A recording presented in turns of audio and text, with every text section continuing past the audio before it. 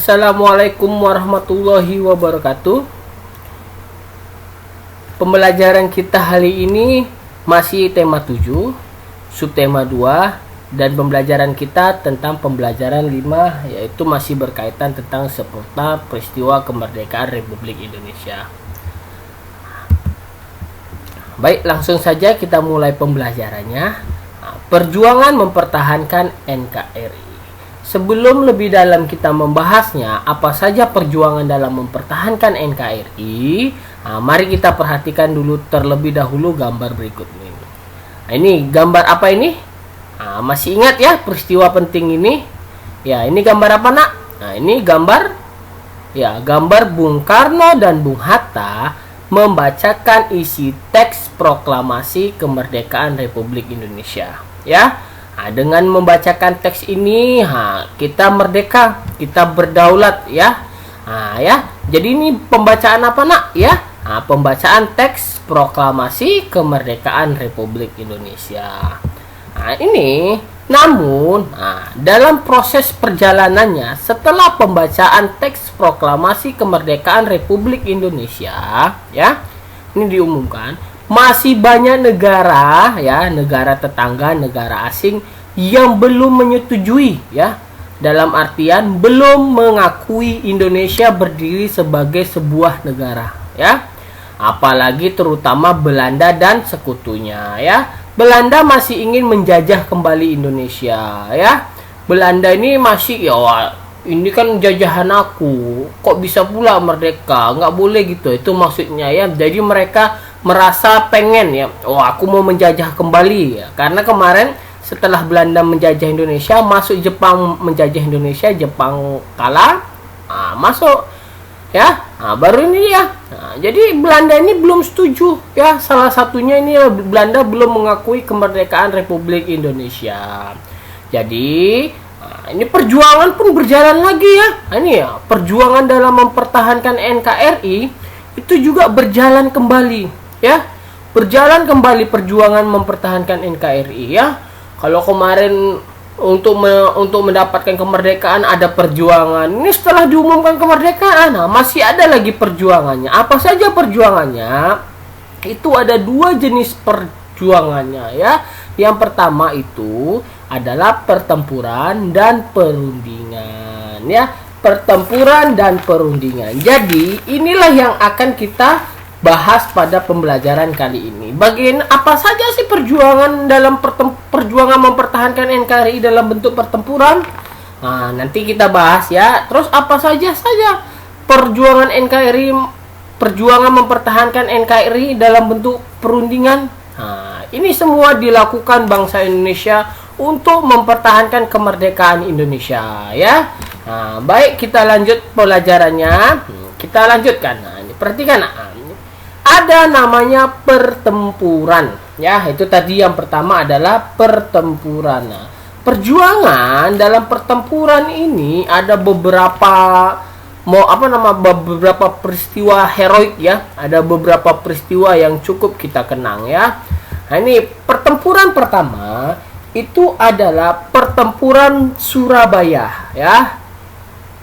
Ini pertempuran Surabaya ini terjadi pada tanggal 10 November 1945, ya. Pertempuran ini memuncak, ya, saat tewasnya Brigjen Malabi pada pertempuran di tanggal 30 Oktober 1945. Ya. Ini dia. Ini pertempuran ini, Inggris, ya. Inggris ini sekutunya Belanda, ya. Sekutunya, kawannya Belanda, ya. Selanjutnya Inggris mengultimatum agar rakyat Surabaya menyerah kepada sekutu rakyat Surabaya, ya. Menyerah kepada sekutu. Tapi rakyat Surabaya menolak. Orang kita sudah diumumkan proklamasi, kok kalian nyuruh pula lagi kami untuk menyerah kepada kalian? Ya.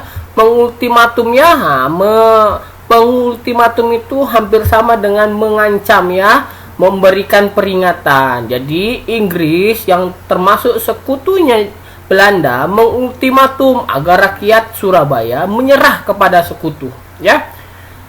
Jadi pada tanggal 10 November terjadilah pertempuran besar. Ini terkenal ini, Nak, ya.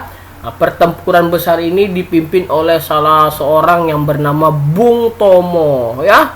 Bung Tomo ini memimpin, menggerakkan rakyat Surabaya untuk bergerak bersama, ya. Bergerak bersama mengusir Inggris, ya, sekutu Belanda ini dari tanah Surabaya. Jadi Bung Tomo membangkitkan semangat rakyat Surabaya dengan pidatonya yang bergelora, mengajak. Inilah Bung Tomo ini. Nah, inilah pertempurannya ini, ya. Nah, akibat dari pertempuran ini tanggal 10 November 1945, nah, jadi setiap tahunnya di tanggal tersebut 10 November menjadi hari peringatan pahlawan di negara kita. Jadi ini 10 November, inilah cikal bakalnya mengapa dibuat jadi hari pahlawan. Karena ini sesuatu yang pertempuran yang tidak bisa dilupakan, ya, tidak bisa dilupakan begitu saja, ya. Inilah Bung Tomo menggerakkan, ya, masyarakat rakyat Surabaya, ya, untuk mari bersama kita mempertahankan NKRI ini. Kami mau tetap di Indonesia, kami tidak mau diikut ke sekutu. Nah, begitulah kira-kira gambarannya. Lanjut, pertempuran apa saja yang terjadi dalam mempertahankan NKRI? Ada namanya pertempuran Ambarawa. Ini juga terkenal, ya, nak. Apalagi dengan sosok ini, ya, ini yang Bapak bilang ini, ya. Ini sangat terkenal, ya. Nah, baik, pertempuran Ambarawa ini terjadi pada tanggal 15 Desember 1945, ya. Pertempuran ini bermula saat sekutu mempersenjatai tawanan yang sudah dibebaskan. Sekutu juga membebaskan orang-orang Belanda secara sepihak. Lagi-lagi sekutu, ya. Jadi Belanda untuk mengganggu kemerdekaan ini nggak bergerak sendiri, dia mengajak sekutu-sekutunya, ya. Nah, jadi Belanda secara sepihak. Jadi inilah awalnya, pangkal sebabnya ini sekutu ini mensenjatai tawanan, ya, tawanan yang sudah dibebaskan. Nah, ya, marahlah, ya. Nah, jadi namanya sudah mengkompor-kompori kalau dibilangnya, mengasih senjata, ya kan. Nah, supaya ikut berperang lagi, ya, nggak bisa gitu, ya. Nah, jadi pada saat ini, ya, inilah tokoh yang terlibat dalam peristiwa ini adalah Kolonel Isdiman dan Kolonel Sudirman. Nah, ini sebelum jadi jenderal, inilah Sudirman ini, anak terkenal dengan strateginya, ya. Gitulah, ya, awalnya peristiwa ini, pertempuran ini bermula saat sekutu, ya, mempersenjatai tawanan yang sudah dibebaskan. Jadi sekutu ini mau cari pasukan, ya. Jadi pasukannya apa? Ya, tawanan lah. Tawanan ini kan musuh bangsa, ya kan? Nah, dibebaskan. Nah, jadi supaya ada kawan, nah, diajaklah itu supaya kita sekutu itu mengganggu kemerdekaan ini lagi, ya, ingin merongrong lagi. Lanjut, ya, pertempuran selanjutnya. Pertempuran ini, ini namanya Bandung Lautan Api, ya. Ini tidak kalah bersejarahnya dengan pertempuran sebelumnya. Sampai-sampai ada dibuat lagunya, ya kan. Halo, halo Bandung, ya. Nah, baik, inilah kita lanjut. Itu lagu untuk mengenang ini, ya, nak, ya kan. Nah, kita lanjut pelajaran ini, yaitu Bandung Lautan Api. Kenapa pertempuran ini dikatakan pertempuran, ya, menjadi lautan api? Ya, ini dia. Pertempuran ini, nak, terjadi pada tanggal 23 Maret 1946, ya. Ini awalnya terjadi, ini bermula karena ultimatum dari sekutu, ya. Sekutu ini meminta senjata yang diperoleh dari tentara Jepang untuk diserahkan kepada sekutu. Jadi, ya, bekas-bekas senjata peninggalan dari Jepang, sekutu ini mau. Nah, jadi mau dimintanya, nggak menolak lah rakyat Bandung, ya kan. Apa hak mereka lagi, ya kan. Nah, apa hak mereka lagi mau minta ini, sedangkan kami sudah merdeka. Jadi merasalah, ya kan. Nah, mereka juga takut rakyat Bandung nih, ya. Bukan takutnya senjata itu disalahgunakan untuk menguasai kota Bandung. Nah, jadi caranya gimana? Nah, inilah rakyat Bandung menolaknya. Nah, jadi caranya gimana supaya apa? supaya supaya apa namanya, supaya sekutu ini kabur, nah, ya, supaya meninggalkan kota Bandung. Nih, rakyat Bandung membakar kota Bandung ya, jadi dibakarnya agar tidak dikuasai sekutu, dibakarnya. Ini maka terkenal Bandung Lautan Api ya. Nah, tokoh yang terlibat dalam peristiwa ini adalah Muhammad Toha, Abdul Haris Nasution, dan Suryadi Suryadharma. Jadi dibakar kota Bandung ini. Nah, makanya itulah peristiwa heroiknya, pertempurannya untuk mempertahankan NKRI. Kalau dikasih kemarin senjata bekas peninggalan Jepang ke sekutu, disalahgunakan, direbut nanti kota Bandung. Itu pemikiran mereka ya. Kita lanjut, pertempuran yang tidak kalah menarik. Nah, ini terjadi pada tanggal 10 Desember 1945. Ini di Medan ini ya, di kota Medan ya. Nah, ini awal mulanya ini Belanda menginjak-injak bendera merah putih ya kan. Nah, kami sudah merdeka, bendera kami sudah boleh berkibar. Loh, orang Belanda ini lagi-lagi mencari gara-gara ya, memancing ya kan, mencari gara-gara, menginjak bendera merah putih. Marahlah, terjadilah pertempuran Medan Area.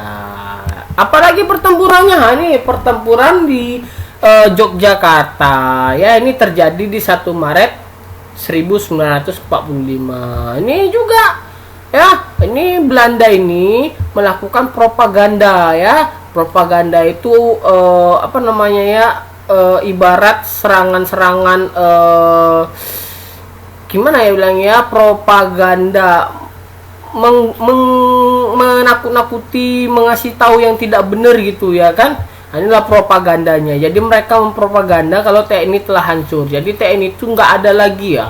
Marahlah orang Jogja ini ya. Jadi terjadilah juga pertempuran. Jadi itulah ada beberapa pertempuran yang bisa dijelaskan dalam peristiwa mempertahankan NKRI. Itu pertempuran ya. Nah, selanjutnya kita akan membahas tentang perundingan. Nah, ini ya, perundingan. Jadi selain dengan visi, ada juga dengan cara diplomasi atau dengan cara perundingan ya. Nah, ini diplomasi perundingan ini, ini orang-orang intelektual lah yang berperan dalam proses ini ya, orang-orang yang berpendidikan. Mereka melakukan perundingan ya. Perundingan apa saja yang ada ya. Perundingan itu hampir sama dengan ya, udah dilakukan perundingan, nah, terjadilah kesepakatan, terjadilah perjanjian. Jadi perundingan ini menghasilkan beberapa perjanjian. Nah, ini ya, pertama namanya itu perjanjian Linggarjati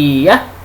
Ini terjadi tanggal 10 November 1946 di Linggarjati ya. Ini nama daerah ya. Nah, Indonesia pada perundingan ini ya, diwakili oleh Sultan Syahrir ya, dan Belanda diwakili oleh Frans Schermerhorn ya. Nah, jadi perundingan Linggarjati ini ada beberapa hasil perjanjiannya ya. Hasil perjanjiannya ada ini ya. Belanda hanya mengakui kekuasaan Republik Indonesia atas Jawa, Madura, dan Sumatera. Itu kesepakatan perjanjian pertama. Perjanjian kedua, negara Indonesia Serikat terdiri dari negara Republik Indonesia, negara Indonesia Timur, dan negara Kalimantan. Dan ketiga, negara Indonesia Serikat dan Belanda merupakan satu unit ya, satu Uni ya. Ini satu kesatuan maksudnya, dengan nama Uni Indonesia Belanda yang diketuai Belanda. Jadi ada satu gugus, satu organisasinya ya. Nah, inilah perjanjiannya. Tapi dari perjanjian ini Belanda ingkar ya. Dia melakukan agresi militer ya. Agresi militer itu serangannya ya. Mereka melakukan agresi militer Belanda ya. Ini agresi militer Belanda yang pertama itu di 21 Juli 1947 ya. Belanda ingkar janji ya. Ingkar janji, nyeranglah Indonesia ya, melakukan agresi militer. Lanjut, perundingan kedua adalah perundingan Renville. Nah, ya.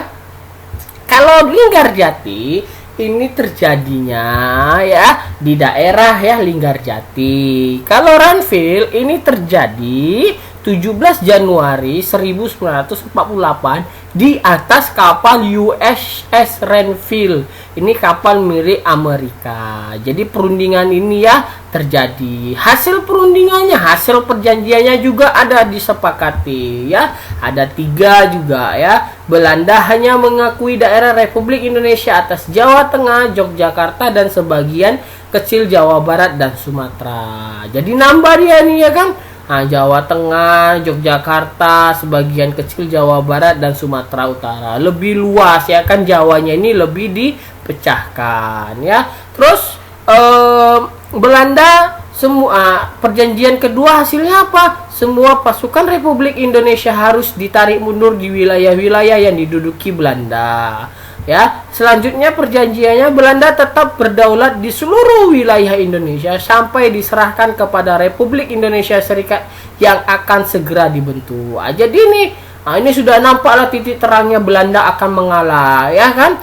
Jadi akan mengalah dengan dibentuknya Republik Indonesia Serikat. Tapi lagi-lagi, Belanda juga ingkar janji, ya. Ingkar kembali Belanda ya, melakukan agresi militer kedua ya di tanggal 19 Desember 1949. Ingkar lagi dia ya kan, melakukan lagi agresi militer ya. Ini udah ada tanda-tanda ini mau mengakui kemerdekaan Indonesia, tapi itulah namanya juga mereka belum menyetujui kemerdekaan Republik Indonesia dari awal. Jadi segala cara dilakukan supaya kemerdekaan Indonesia ini tidak diakui seluruh dunia, jadi diganggu kembali. Itu tujuan Belanda sebenarnya ya. Ada lagi perundingannya ya. Perundingan apa lagi? Ini namanya perundingan Rome-Rhein ya. Ini perundingan ini diadakan di tanggal 17 April 1949 di Jakarta ya, di Indonesia ini ya. Indonesia diwakili oleh Muhammad Roem dan Belanda diwakili oleh Van Rooyen. Jadi perjanjian ini karena nama tokoh ini, karena nama 2 orang ini ya, nama Roem dan Rooyen. Kalau yang Linggarjati daerah, kalau tadi perjanjian Renville itu nama kapal ya kan. Ini diadakan, hasil perjanjiannya juga ada. Pemerintah Indonesia dikembalikan ke Yogyakarta, menghentikan gerakan militer dan mengembalikan tawanan. Republik Indonesia sebagai bagian dari negara Indonesia Serikat ya akan segera dilaksanakan konferensi meja bundar. Ini konferensi yang penting. Ini konferensi meja bundar nanti dipelajari pada pembelajaran selanjutnya ya. Jadi ini Rooyen ya, nama 2 orang tokoh terdapatlah. Jadi setelah ini tidak ada lagi agresi militer dari Belanda ya. Jadi sudah mulai ketemu titik terangnya ya. Kita lanjut ya. Ini tugas pertama dari Bapak ya. Tugas pertama masih berhubungan dengan usaha mempertahankan NKRI. Ada 5 pertanyaan, silakan dijawab. Baik. Kita lanjut. Pelajaran selanjutnya itu adalah kalor dapat merubah wujud benda ya. Ini berkaitan dengan pelajaran sebelumnya. Mari perhatikan kembali gambar berikut ini. Perhatikan gambar ini, Nak. Gambar apa ini, Nak? Ini gambar apa? Ceret ya, gambar ceret, gambar kompor ya, ada apinya ya kan. Ini ada apa nih, Nak? Air mendidih ya kan, menguap airnya. Ini adalah gambar memasak air atau proses memasak air sampai mendidih. Baik, pelajaran kita kalau dapat merubah wujud benda berhubungan dengan berhubungan dengan ini. Jadi, air ini apa di dalam termos ini? Bentuknya benda cair, padat atau gas? Benda cair. Jadi benda cair ya akan berubah menjadi gas saat dipanaskan. Dari mana kita tahu? Dari proses ya memasak air ini. Lihat menguap dia ya kan. Lihat, perhatikan airnya ini. Ini deh uapannya menjadi gas ya. Benda cair akan berubah menjadi gas saat dipanaskan ya. Nah, ini namanya ini proses ya penguapan. Apa penguapan? Pelajaran kita yang lalu adalah penguapan adalah perubahan wujud benda dari cair berubah menjadi gas. Nah, ini contoh slide lainnya ada. Nah, contoh lain perubahan wujud karena penguapan adalah ada bensin dibiarkan di tempat terbuka lama-lama akan habis. Nah, pernah lihat nggak? Nah, kalau kita perhatikan, kita masukkan bensin di dalam botol.